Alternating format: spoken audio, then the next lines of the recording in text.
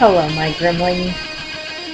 Oh, and with all this, I thought I was in the wrong place.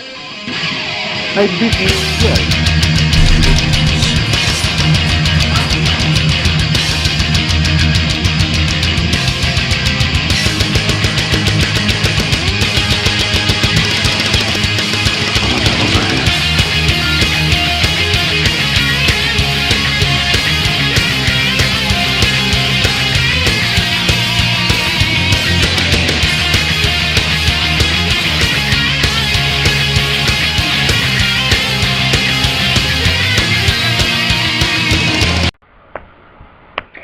Hey Grimlings! I'm back. Today I'm doing a review of one of my all-time favorite movies, Trick or Treat. Now, if you've watched my review of Let Us Pray, I talk about how prior to watching Let Us Pray, if I thought about it at all, that I probably would have said Trick or Treat was my favorite horror movie. Of course it has lost out to Let Us Pray, which is just a freaking phenomenal movie, and I totally suggest, if you have not watched it, that you do so now. But there is a reason why Trick or Treat was my favorite for so long. I watched this movie first September, October of last year. So it actually hasn't been very long, but then I'm terribly new to horror movies anyway. So let's start off with a little bit about what Trick or Treat is. Trick or Treat is like the first movie from writer-director Michael Dougherty by himself. It was produced by Bryan Singer, and it was sort of his first big, the first movie that really had him, the first horror movie that really had him as the, as a headliner. It was supposed to come out in 2007, and I actually remember seeing trailers for it and being, 17, 18, yeah, about 17, and kind of squeamish. I was not looking forward to I did not want to watch it. I was like, it looks like it will scare the crap out of me. It's not really my thing. And it ended up not mattering, because mere weeks before it was meant to come out in theaters, it just kind of vanished. No idea why.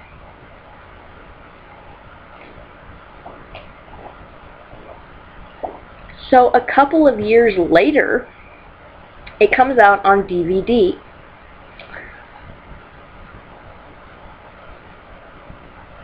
And I remember when I decided, there was a scene in the movie that has Marilyn Manson's Sweet Dreams playing in it, that I looked up on a whim, just because it sounded really fun. I am a huge fan of irony and monsters wearing like the costumes that look like they're victims and things like that. It's just kind of like it's like vampires dressing up as Count Dracula for Halloween. That kind of makes me giggle, because it's just kind of like, that is dorky and ridiculous and cheesy and perfect.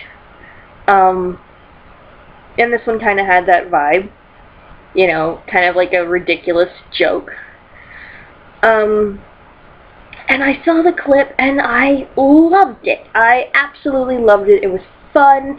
It was, had some great, little great one-liner in there. It was just really a fun film.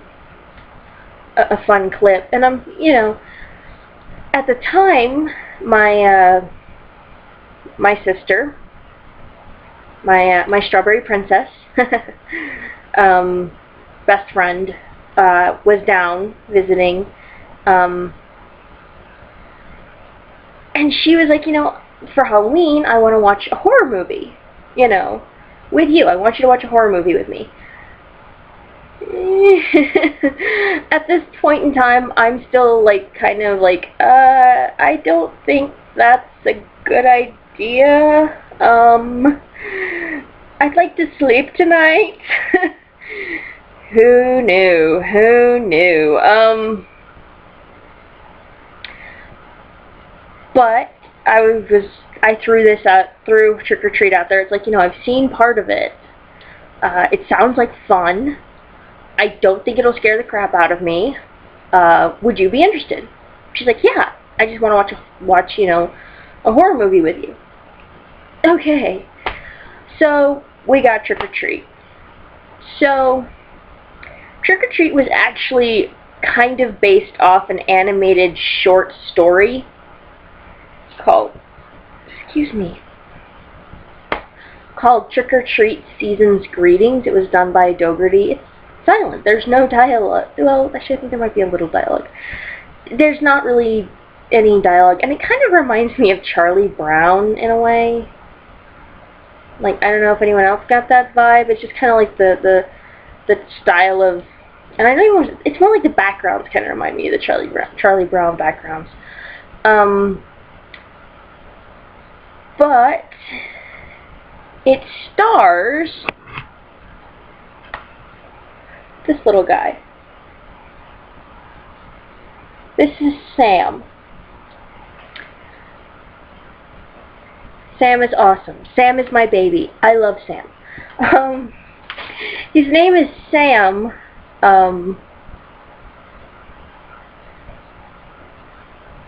Yeah. Let's talk about the movie and we'll get to why Sam is called Sam.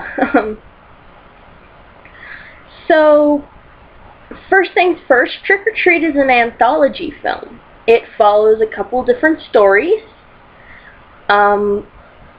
And it's non-linear. I've heard it basically being compared by Count Jackula to Pulp Fiction. I don't know if you watch Count Jackula. I love him, honestly.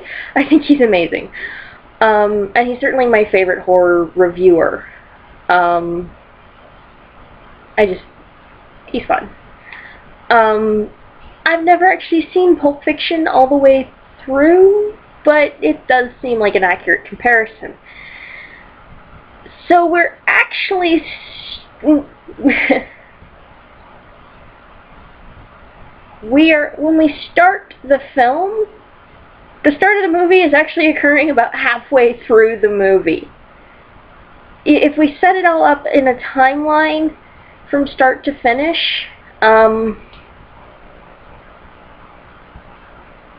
yeah. So we're kind of following a couple of different people. We have the couple dressed as robots who go to the Halloween party, the town Halloween party. Okay, I would give anything to live in a town like this that goes so hugely out for Halloween.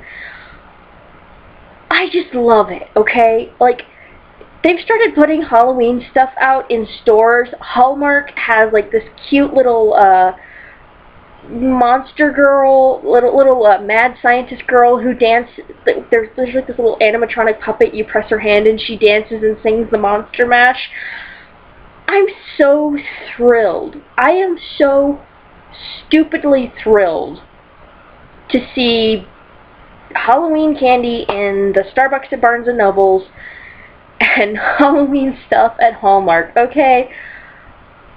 I love Halloween. Halloween is when I do all of my shopping for just about everything. T-shirts? Halloween.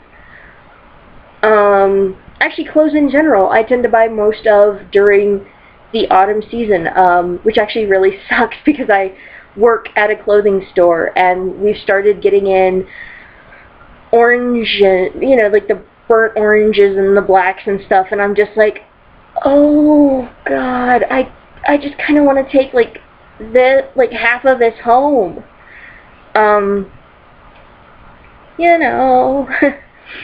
Halloween is when I buy all my household decorations. It's when I buy all my candles. It's when I buy, autumn in general is when I buy all of my shit. So right now, being that I'm, like, looking at starting school, and I'm working, and I'm trying to save up because I need to replace my car, that's not a good thing. I am a very weak person. But, this town that they live in is just, it just goes all out for Halloween. I mean, it just, I mean, they have, like, this big, huge parade, and lots of parties going on, and, like, you know, it's huge. And, I mean, it's amazing. I suffer so much from jealousy of these people who get to live in this town. Which, you know, considering some of the weird shit that happens. So, we've got a couple of different stories going on. We've got the couple that goes to the Halloween party who don't exactly have the best time. We have the principal who is not entirely okay in the head. We have the girls who are going to a party. We have the kids who are playing a trick on the local weirdo, on their peer age weirdo friend. And you have the old man who has a really weird secret. I mean, not really weird. Really, really bad secret. And there's a couple other characters throughout the show who may or may not survive. And I don't want to get into spoilers, which is so hard because this is a non-linear anthology film. There's not enough that I can say that isn't a spoiler.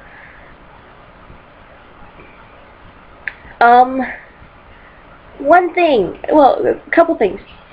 Number one, this movie has no chill. And when I say that, I mean there is no subtlety. If you're looking for a movie where you're not sure what's going to happen, don't watch this one. Because you know what's going to happen. Like, honey, you know what's going to happen. There's the scene that I watched first, the one with Marilyn Manson's Sweet Dream is the music. Sweet Dreams. Same as the Eurythmics song, but I really love Marilyn Manson's version, and it's very rare that I prefer a version that is not the first I've heard. But there you have that. That scene has this big reveal in it of, you know, and they basically smack you upside the head with a 2x4 regarding what's about to happen every 5 to 10 minutes. When you're dealing with those characters. Like, you don't get very far with those characters without, you know, pop, here it is! One thing I did find, and I did not even notice this until I watched the Count Jacula review of Trick or Treat. There's a scene where the kids who play a mean joke on their weird friend, they're going around picking up pumpkins, and they go to one of their teacher's house, and she's having a party. And she says, you know, be careful, there's monsters out there. And then later on, you see her, like, you don't see her, you just see, like, the glove that she was wearing, and one of the guests at her party is a guy in a hot dog suit. But it's just kind of like, I did not even notice that, and it was so fun to actually, you know, because he pointed out, but I'm like, no, that can't be. He's got to be, like, looking into things, and then I'm watching the movie, it's like, holy crap, it is! He was right! So, you know, score for Count Jacula. I think he's already winning at life, though, so.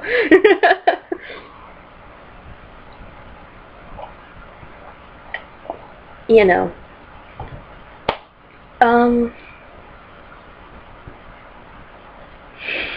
God, it is so hard to talk about this movie without spoilers. So I'm going to stop the review here with a just huge huge 2 thumbs up. I love this movie. I really encourage you to watch it because it is amazing.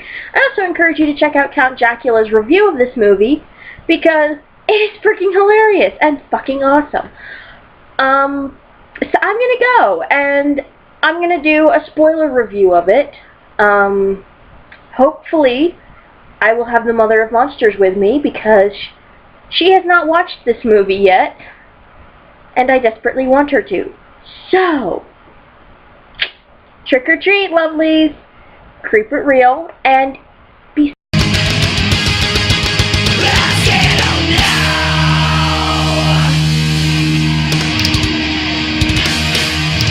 If they ever ask about me, tell them I was more than just a great set of boobs.